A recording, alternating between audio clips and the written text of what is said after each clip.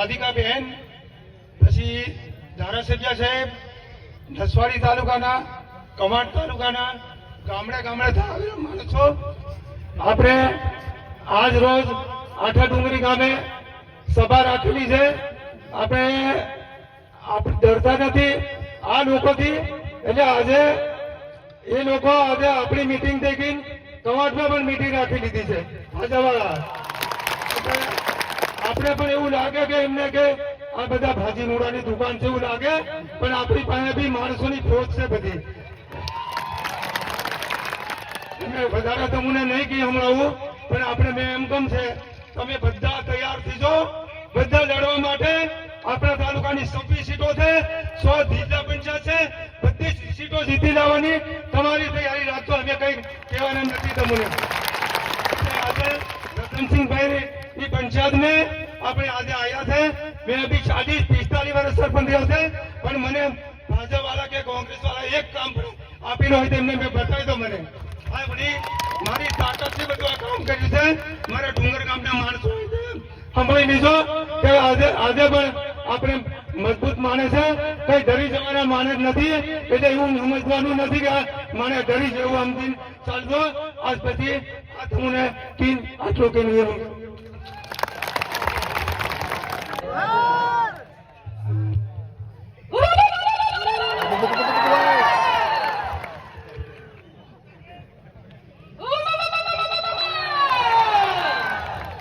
ગભરાઈને કવાટમાં meeting રાખી છે કોઈએ? Public કોઈને એમને ભૂકા કાઢી નાખવાના. ચેતરભાઈ, અમારા ટાઈગર ચેતરભાઈ, તમારું ખૂબ ખૂબ ધન્યવાદ કે તમે અમારા કવાટની ધરતીમાં આઠા ડુંગરી પંચાયતમાં પધાર્યા, અમારું માન રાખ્યું. જોરદાર તાલીથી ચેતરભાઈનું સ્વાગત કરીએ.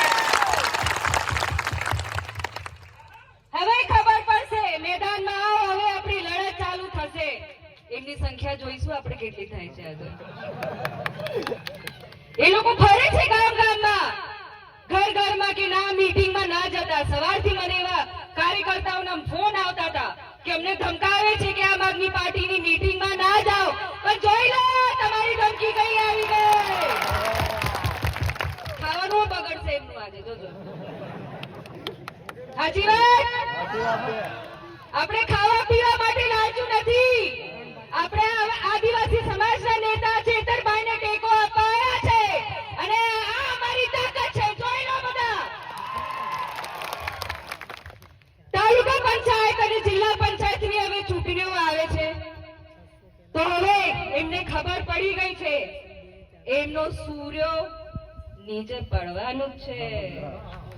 એ લોકો હવે તાલુકામાં ફેંકાઈ જવાના છે, જિલ્લામાં ફેંકાઈ જવાના છે, કે ઘણા કાવતરું એ લોકો કરવાના છે. પણ અમે ડરવાના નથી મારી બહેનો.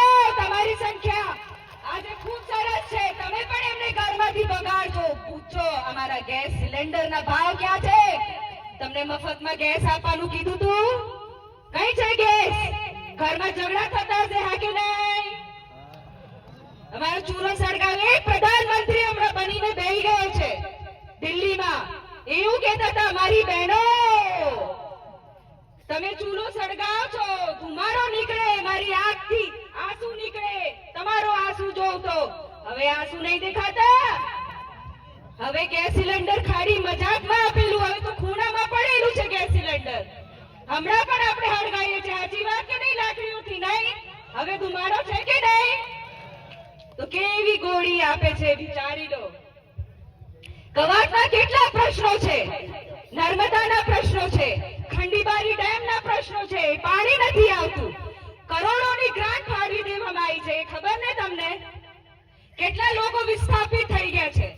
અમારા 28 ગામને વિસ્થાપિત કરવાના છે. 28 ગામ ડુંગર આવેલા તમારા ઘરને હવે તમને બચાવવાનું છે. આપણે આપણી જમીન બચાવવાની છે. આપણું અસ્તિત્વ આપણી જમીનથી છે, ના કોઈના 500 રૂપિયાથી છે આપણી જમીન. હવે આપણે બતાવી દેવાનું છે કે અમારી તાકાત શું છે. અમારો આદિવાસી સમાજ, અમારો કવાટ હવે એક થઈ ગયો છે, અને અમારો ટાઈગર ચેતરભાઈ વસાવા અમારા માટે લડત આપશે, તો આપણે બધા ટેકો આપીશું ને? હાથ ઊંચો કરો બધા.